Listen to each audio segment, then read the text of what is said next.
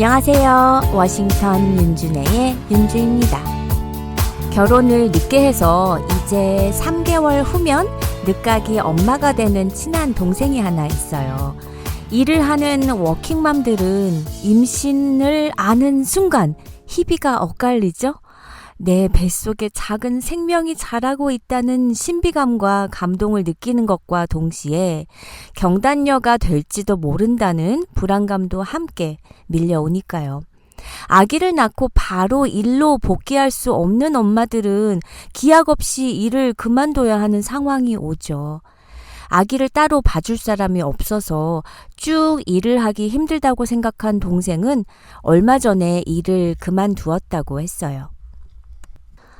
언니, 바쁘게 돌아가는 일상을 하루하루 살다 보니 이제서야 조금씩 출산을 실감하게 되네. 엄마가 되면 이전의 삶으로 돌아갈 수 없을 것 같고 출산에 대한 두려움이 한꺼번에 밀려오기도 하고 일 그만두기 전까진 회사 일이 너무 바빠서 태교도 잘 못하고 임신 기간 동안 여태까지 대충 먹고 외식도 자주 하고 그랬는데 지금까지 아기한테 하나도 신경을 못 쓴 것 같아서 너무 미안한 마음이 들어. 일도 그만뒀으니 이제부터라도 출산 준비 열심히 하려고 하는데 다른 산모들은 임신 초기부터 태교에 신경 쓰고 음식도 가려 먹고 출산용품도 준비하잖아. 순산 운동이라고 하나? 그런 것도 꾸준히 한다고 하던데. 그런 걸 보면 나는 정말 모성애가 부족한가 봐. 동생은 자신에겐 모성애가 없는 것 같다라면서 자신을 나쁜 엄마라고 여기면서 뱃속의 아기에게 너무 미안해했어요. 임신 초기부터 온갖 유난을 다 떨며 태교를 하는 엄마들이 있는가 하면 임신을 한 듯 안 한 듯 먹을 거 다 먹고 일할 거 다 하고 태교라고 딱히 안 하는지 못 하는지 그런 엄마들도 많아요. 저 또한 모성애가 부족한 엄마구나 라고 생각한 사람 중에 하나였어요. 저는요, 임신 중에도 제가 좋아하는 공포영화, 막 좀비 나오는 좀비 영화 같은 거 보고 음식도 익히지 않은 음식도 먹고 싶으면 다 먹었고요. 입덧이 너무 심해서 심지어 뱃속에 아기가 미운 적도 있었어요. 저는 첫애를 임신했을 때 정말 궁금했어요. 드라마나 영화에서 보면 여자가 아이를 임신한 것을 안 순간부터 모성애는 자연스럽게 생기는 것처럼 보였거든요. 그냥 임신을 하면 모성애라는 것이 자연스럽게 생기는 건 줄로만 알았어요. 아직 얼굴도 못 본 아기가 정말 사랑스러운 게 당연한 줄 알았다니까요. 제 나이 24세 첫 임신을 했는데 이건 아무 생각이 없는 거예요. 모성애? 그게 뭐지? 왜 난 안 생기지? 그래서 그저 모성애라는 감정이 어떤 것인지 알지도 못한 채 억지로 배를 만지면서 안녕, 나는 너 엄마야. 이런 소심한 말을 걸고는 혼자 완전 어색해 했었어요. 그러니 뱃속 아이에게 아무 느낌이 없는 저 자신에게 나는 나쁜 엄마인가? 라고 자책감이 들 수밖에요. 모성애가 어떤 의미인지는 아무도 정의 내리지 않지만 모성애가 있으면 좋은 엄마? 모성애가 없으면 나쁜 엄마라는 이분법적 논리에는 많은 사람들이 동의합니다. 하지만 처음부터 엄마인 사람은 없어요. 아기를 임신하고 출산하면서 엄마가 되고 아기를 키우면서 모성애도 자라나는 것이에요. 저의 모성애 지금은 완전 쩔어요. 모성애는 우리가 누군가를 만나 연애를 할 때 첫눈에 반하는 경우보다 보면 볼수록 그 사람을 알아가면서 빠져드는 것과 비슷한 것 같아요. 연애하면서 다투기도 하고 서로를 배워가면서 전혀 몰랐던 상대방의 숨은 장단점을 알아가듯 엄마가 되는 것도 그런 거라고 생각해요. 기본적으로 엄마들은 뱃속에 아기를 10달을 품고 있기 때문에 자연스럽게 아기와 유대감을 보이는데 자기 중심적인 성향이나 일 중심적인 성향이 강한 사람이라면 아무리 자기 배에 아파서 낳았다 하더라도 아기와 같은 유대감을 갖기가 꽤 어려울 수도 있다고 하네요. 또 제왕절개로 출산한 엄마는 자신이 낳은 아기가 낯설고 심지어 남의 자식처럼 느끼는 경우도 있다고 들었어요. 출산이 너무 힘들었다면 아기를 예뻐할 마음의 여유가 생기지 않을 수도 있어요. 반면 모성애가 풍부해 보이는 다른 임산부의 경우는 관계 중심적인 성향이 강한 편이어서 그럴 수도 있다고 하네요.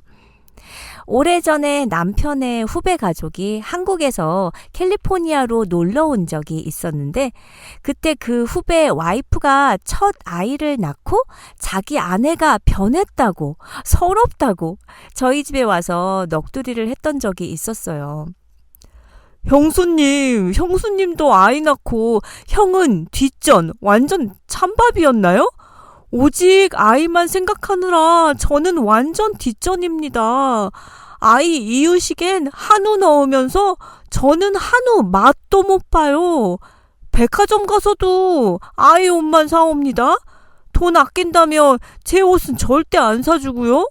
섭섭하다고 말했더니 오히려 우리 아이에게 잘하는 건데 왜 질투를 하느냐고 저를 쪼잔한 쫌팽이를 만들고 이상한 사람 취급하더라고요. 형수님, 이런 제가 이상한 겁니까? 저희 와이프 좀 심한 거 아니에요?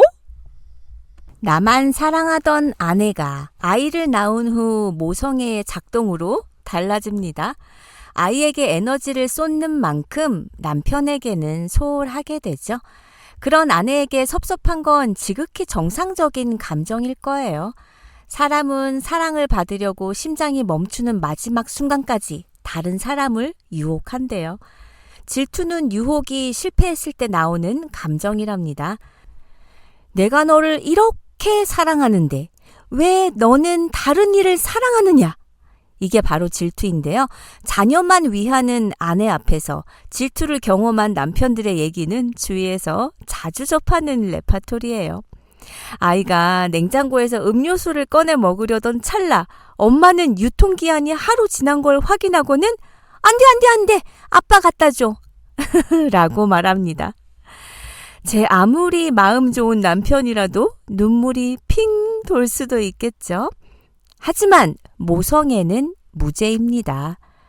모성애는 무죄라지만 사실 과도한 모성애는 다른 문제를 불러올 수 있어요. 혹시 빈둥지 증후군이란 말 들어보셨나요? 나는 잊어버리고 오직 엄마라는 타이틀로 열심히 자녀를 키워 대학 보내고 결혼시켜서 멋지게 독립을 시켜도 마음이 좋지만은 않아요.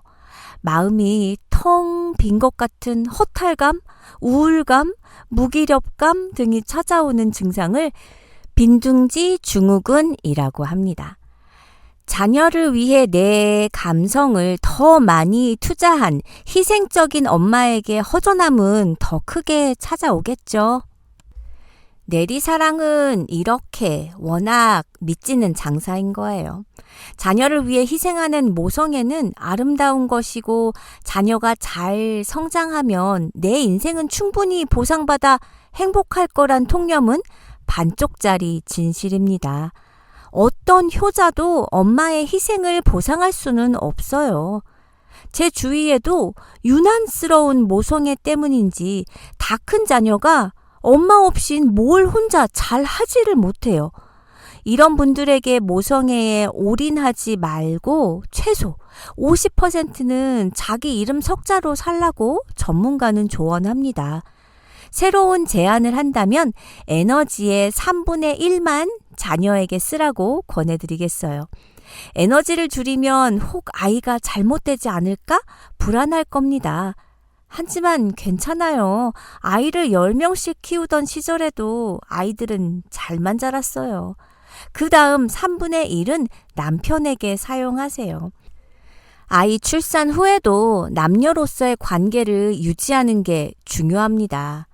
어렵겠지만 한 달에 한 번은 꼭 부부만의 시간을 갖도록 하세요. 영화도 보고 저녁도 먹고요. 이때 지켜야 할 건 두 사람의 이야기만 하고 아이 얘기는 되도록 안 하는 겁니다. 그래야 60세 이후 다시 40년을 남녀로 살아야 할 때 어색하지 않고 행복할 수 있어요. 나머지 3분의 1은 자신만의 세계를 만드세요. 육아서적 말고 내가 좋아하는 책을 읽으세요. 취미생활도 중요합니다. 직업이 있다면 그 일에 몰두하셔도 좋아요. 몇 년 전에 미국 아리조나의 한 아파트 3층에서 화재가 발생했어요. 집에는 젊은 엄마와 어린 남매가 있었는데 밑에서 발을 동동 구르던 사람들을 향해 엄마가 외쳤어요. 아기를 받아주세요. 베란다 밖으로 던진 아기를 한 남자가 받아 안은 걸 본 엄마는 다시 불길 속으로 들어갔어요. 아직 딸이 남아 있었던 거예요. 그게 엄마의 마지막 모습이었습니다. 딸은 이웃들에게 구출이 됐지만 엄마는 안타깝게 구출되지 못했어요. 우리 주변에 이런 사례가 한둘이 아니죠. 겨울에 길을 걷다가 아이를 낳게 되자 옷을 벗어 덮어주고 얼어 죽은 엄마도 있고, 자식을 위해 목숨을 던지고 자식을 살려낸 엄마의 얘기는 쉽게 접할 수 있어요. 인도의 철학자 라즈니시는 어머니를 자식 위에 죽을 각오가 돼 있는 여자라고 했어요. 생사의 갈림길에서 모정은 더욱 빛을 발하곤 하는데, 아버지보다 어머니가 자식에 대해 더 깊은 애정을 가지는 이유에 대해 아리스토텔레스는 어머니는 자식을 낳을 때 고통을 겪기 때문에 자식에 대해 절대적으로 자기 것이라는 믿음이 아버지보다 강하기 때문이라고 했어요. 물론 종종 삐뚤어진 모성애로 인해 위대한 모성애에 흠집이 생기는 경우가 있다는 것을 부정할 수는 없지만요. 이쯤 되면 부성애는 왜 말을 안 하느냐라고 하실 수도 있는데, 맞아요. 가시고기에 부성애도 있다는 것을 외면해서도 안 될 것이지만 어머니의 위대한 모성애와 견줄 건 아니지 않나요? 가시고기의 부성애를 말씀드린 김에 가시고기의 눈물 나는 부성애에 대해 알려드릴게요. 부성애가 강하기로 유명한 물고기가 있는데 이를 바탕으로 한 소설도 있잖아요. 바로 가시고기입니다. 엄마 가시고기가 알을 낳고 떠나면 아빠 가시고기는 알을 먹으려고 몰려드는 수많은 침입자들과 사투를 벌여요. 그리고 약 15일 동안 먹지도 자지도 않은 채 끊임없이 지느러미를 움직여 새끼들에게 맑은 산소를 공급합니다. 그동안 새끼들을 보호하려고 모든 에너지를 사용해 만신창이가 된 아빠 가시고기는 온몸이 헐어 너덜너덜해진 상태로 기력을 다해 죽음을 맞이해요. 그리고 마지막 자신의 몸은 새끼들의 먹이가 되고 말죠. 과거엔 아빠들이 가족을 위해 경제적인 지원을 하는 역할을 했다면 현대사회에선 아빠들도 적극적으로 육아에 참여함으로써 부성애가 더 강조되고 있어요. 결론적으로 모성애와 부성애는 각각 자녀에게 다른 방식으로 사랑과 헌신을 보여주죠. 한 소년이 위대한 사람이 어떤 사람인지 너무도 궁금해서 위대한 사람을 찾기 위해 굳은 결심을 하고 먼 길을 떠났어요. 이 마을 저 마을 위대한 사람이 있는지 물으면서 샅샅이 찾아 돌아다녔지만 아무도 위대한 사람을 모른다는 거예요.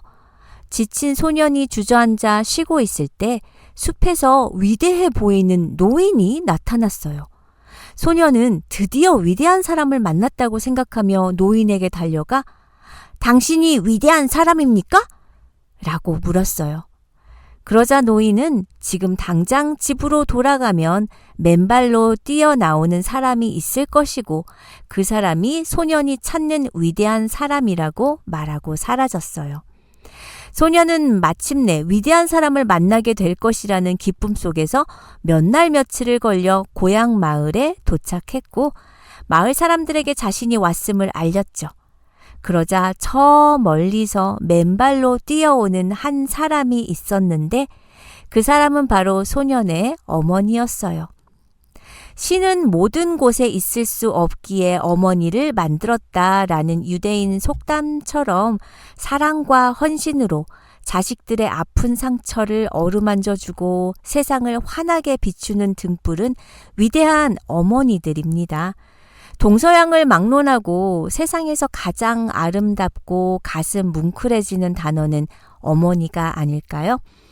영국의 한 기관에서 전 세계 101개국을 대상으로 세상에서 가장 아름다운 단어를 조사한 결과에서도 1위가 어머니였다는 것을 보면 어느 곳에 살든 사람의 마음은 별반 다르지 않은 것 같아요. 북극곰은 한겨울 굴 속에서 새끼를 낳는데요. 어미는 새끼를 낳고 이듬해 봄까지 굴 밖으로 한 발짝도 나오지 않는다고 하네요.